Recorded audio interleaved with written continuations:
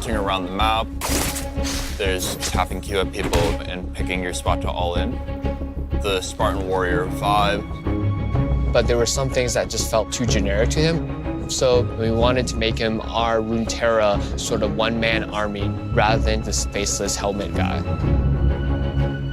When we were updating Pantheon, we realized that there was a ton of things that a lot of players loved.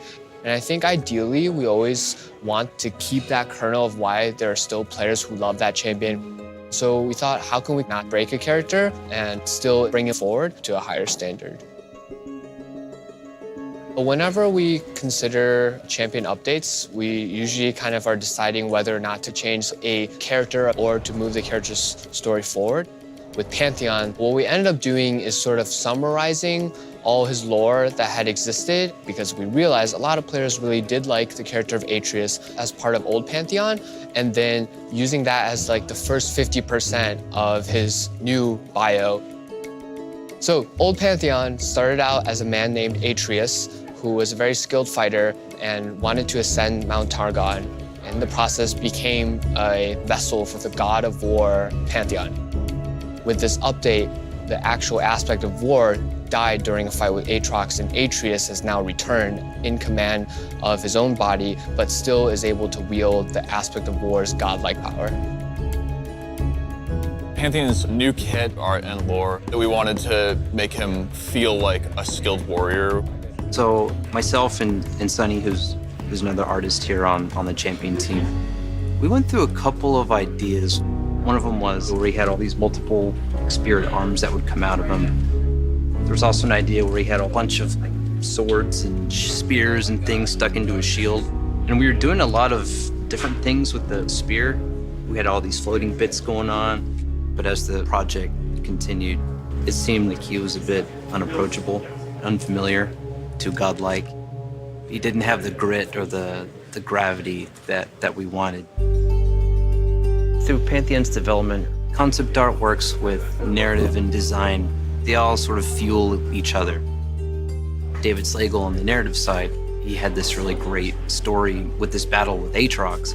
So we settled on the idea of him having a little bit of the battle damage, but still with some of the Targonian aspects of it. All this part here, like the shield, the helmet, spear, and the cape, those are all aspects of Pantheon. But then there's a big scar over his chest. We thought that adds a very mortal aspect to the design. One thing we found out in development that surprised me a little bit was how much attachment there is on the character as a spell-based character. Old Pantheon is a very simple kit. He throws spears, he has a point-and-click stun, and every game kind of played out the same. And what we were trying to do here was move him to, he's no longer like deterministically going to win in these ways that he was before. Some of the new Pantheon ideas that I went through early were things like he throws a spear out, it sticks in the ground, he fights with a sword for a while. When he goes and picks up the spear, that's when he switches back. A bunch of stuff like that. But they drifted too far from like old Pantheon. It's really important to go in knowing what can be changed to make it look and feel awesome, and what can't be changed or you'll lose the gameplay that like attracted you in the first place. And so a lot of the update was about doing things like how do we make his poke really reliable, and how do we make his all-in really good rather than guaranteed to work. So for New Pantheon's kit, we changed every spell, but tried to stay close to the spirit of what the character was about. So his ult is mostly the same. We call it Grand Starfall now.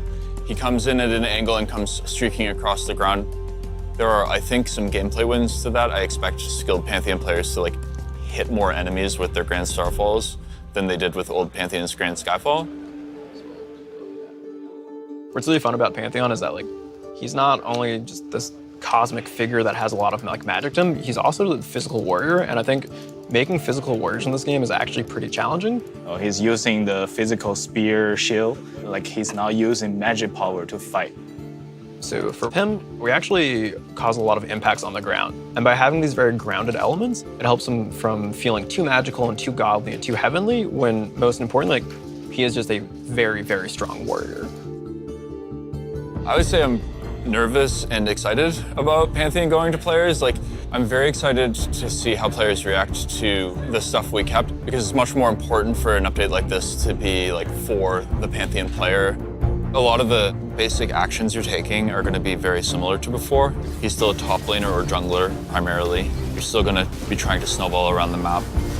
This is still Pantheon, but requires maybe a little more skill expression, and as a result, give the character that is like clearly powerful the tools to hit even higher moments.